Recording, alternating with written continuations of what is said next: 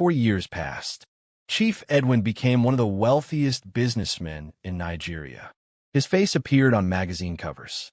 Universities invited him to deliver lectures. Politicians sought his support. Wherever he went, people admired the empire he had built. Beside him was Patricia. To the world, she was the perfect wife. And Jason, the son Edwin had longed for all his life. Edwin adored him. Everything he had once denied his daughters, he gave freely to Jason. The best schools, luxury cars, business training. He proudly introduced him everywhere as my only son and the future of the Okafor dynasty. Meanwhile, Grace and her 6 daughters had built a quiet but honorable life. Ada became a lawyer known for defending women and children. Chioma became an architect. Esther an accountant. Ruth a teacher. Hope a community nurse. The youngest, Deborah, became a software engineer. None of them became successful because they wanted to prove their father wrong. They simply wanted to make their mother's sacrifices worthwhile. Grace often reminded them, Success is never an excuse for bitterness. whenever people criticized Edwin, she refused to join them. He will answer to God for how he treated us. Our duty is to guard our own hearts. One afternoon, Edwin announced his 60th birthday celebration. The event would also mark the official handover of his business empire to Jason. The entire state talked about it. Jason smiled through every interview, but behind the cameras, he looked troubled. Months earlier, he had discovered a locked box hidden in Patricia's wardrobe. Inside were old newspaper clippings about the bridge collapse, a photograph of a little girl standing beside a coffin, and several letters addressed to a man named Patricia Nwosu, his mother's real name. The discovery unsettled him.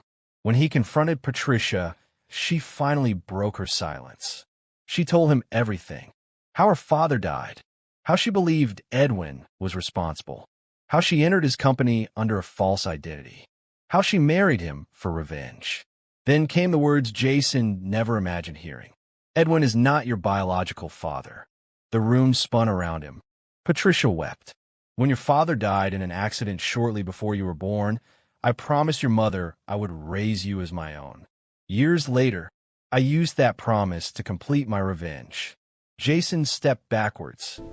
So my entire life has been a lie? Patricia covered her face. Yes. Jason walked out without another word. For weeks, Patricia begged him to return. He refused.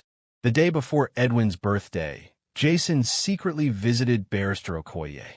The elderly lawyer listened quietly as Jason handed him the documents from Patricia's box. Among them was something neither Patricia nor Jason had fully understood: an old engineering report. Barrister Okoye's expression changed instantly. This changes everything. He immediately began searching through forgotten court archives. What he found shocked him. The original investigation into the bridge collapse had been altered. Financial records had disappeared. Witness statements had been rewritten. One name appeared repeatedly: Chief Damien Ease, Edwin's former business partner, the man who had quietly resigned a week after the disaster. Damien had stolen millions meant for quality materials. When the bridge collapsed, he bribed officials, forged documents, and allowed Edwin to carry the blame. Patricia had spent 24 years seeking revenge against the wrong man. The morning of the birthday celebration arrived. The hall overflowed with guests. Jason stood beside Edwin, unable to hide his anxiety. Patricia sat silently, her hands trembling beneath the table. Grace and her daughters had not planned to attend, but Barrister Okoye personally invited them. Today, he told Grace, the truth belongs to everyone. When Edwin announced Jason as the sole heir to his empire, the applause was deafening. Then Barrister Okoye stood. Chief Edwin, before you sign those documents, there are truths that can no longer remain hidden. The room fell silent. The lawyer calmly laid several files on the table. He first revealed the engineering report proving that Chief Damien had ordered substandard materials for the bridge while pocketing the remaining funds. Then came the financial records, the forged signatures, the secret payments, witnesses who had finally agreed to speak after decades. The hall erupted in disbelief. Edwin stared helplessly at the evidence. His voice became barely audible. So I wasn't responsible? You are guilty of negligence because you trusted the wrong people. But you were never the man who ordered the fraud. Patricia collapsed into tears. She walked slowly toward Edwin. I destroyed your family. Her voice broke. I wasted 24 years hating an innocent man. Edwin looked at her, but said nothing. Then Jason stepped forward. He faced the crowd. There is another truth. He removed the document from his jacket. I am not Chief Edwin's biological son. Gasps filled the hall. Patricia closed her eyes.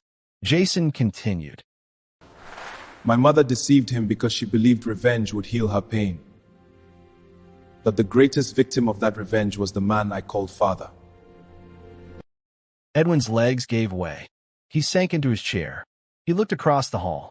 For the first time, he truly saw Grace. He truly saw Ada, Chioma, Esther, Ruth, Hope, Deborah. 6 women he had erased from his heart simply because they were daughters. His voice trembled. I gave away my family for an illusion.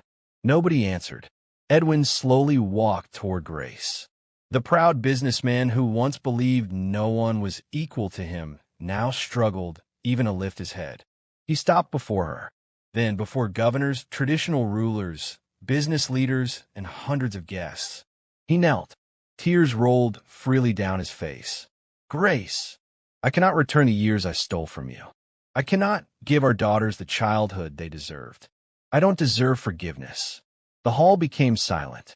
Grace looked at the man she had once loved, the man who had wounded her more deeply than anyone else. She remembered the lonely nights, the hunger, the tears of her daughters, the humiliation. Then she remembered something greater, the mercy God had shown her throughout her own life. She stretched out her hand. Stand up, Edwin. He looked at her in disbelief. She helped him to his feet. I forgave you many years ago. The 6 daughters stood quietly. The youngest, Deborah, stepped forward first. Without saying a word, she embraced her father. One after another, her sisters joined her. Edwin wept openly, not because he had lost an inheritance, but because he had found a family he never deserved to lose. Weeks later, Chief Damien was arrested and prosecuted for the bridge fraud that had remained hidden for decades. Patricia voluntarily confessed her deception and accepted the legal consequences of the false documents she had used, but the court also recognized that she had acted under a long-held, mistaken belief about who was responsible. Jason chose not to inherit Edwin's wealth.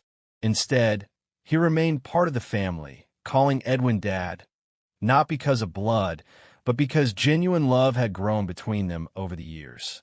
Months later, Edwin gathered his family at the same village square where he had once dreamed only of having a son. This time, there were no grand decorations, no politicians, no television cameras, only family. He announced that most of his wealth would establish the Grace Foundation, providing scholarships for girls, supporting widows, and educating families that a child's worth is never determined by gender. He turned to the crowd. For years, I blamed my wife for something only God determines. I rejected 6 priceless gifts because I was chasing one imagined blessing. Pride blinded me. Today, I stand before you as a father who finally understands that a child is not a disappointment because she is a girl. Every child is a gift from God. He looked at his daughters with tears in his eyes. I spent half my life searching for a son. He smiled through those tears. God had already blessed me with 6 miracles. The applause that followed was unlike any Edwin had ever received. Years earlier, people applauded his wealth. This time, they applauded his humility.